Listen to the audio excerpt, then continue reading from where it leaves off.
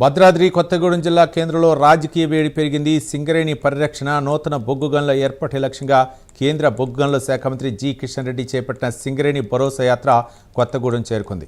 ఈ సందర్భంగా సభ చేపట్టారు. కిషన్ రెడ్డి కాంగ్రెస్పై తీవ్ర విమర్శలు చేస్తూ గత ప్రభుత్వాల హయాంలో సింగరేణి నష్టపోయిందని ఆరోపించారు. సింగరేణి కాపాడేది బీజేపీ మాత్రమేనని ఆయన పేర్కొన్నారు. సభలో బీజేపీ రాష్ట్ర అధ్యక్షుడు రామచంద్రరావుతో పాటు పలువురు పార్టీ నేతలు పాల్గొన్నారు.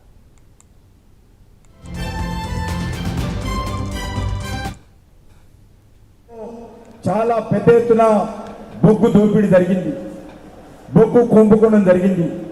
2,60,000 కోట్ల రూపాయల బొగ్గు కుంభకోణం ఆ రోజు దేశంలో జరిగింది.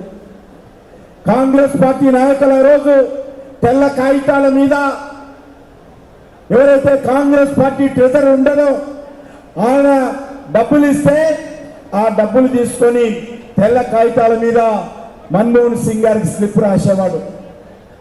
ఆ రకంగా మరి డబ్బులు తీసుకొని పెద్ద ఎత్తున మైన్స్ ఇచ్చిన విషయం మనకందరికీ తెలుసు.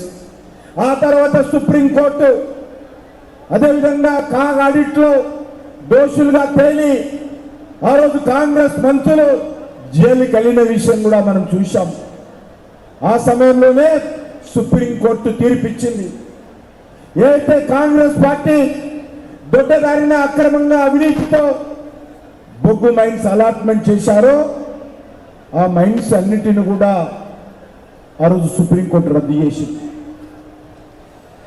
రద్దు చేయడమే కాదు, మాట చెప్పింది, భవిష్యత్తులో అది ప్రభుత్వ కంపెనీలైనా ప్రైవేట్ కంపెనీలైనా పారదర్శకతో యాక్షన్ ద్వారా వేలం ద్వారా బొగ్గు బ్లాక్లు ఇవ్వాలని 2014లో సుప్రీంకోర్టు తీర్పిచ్చింది.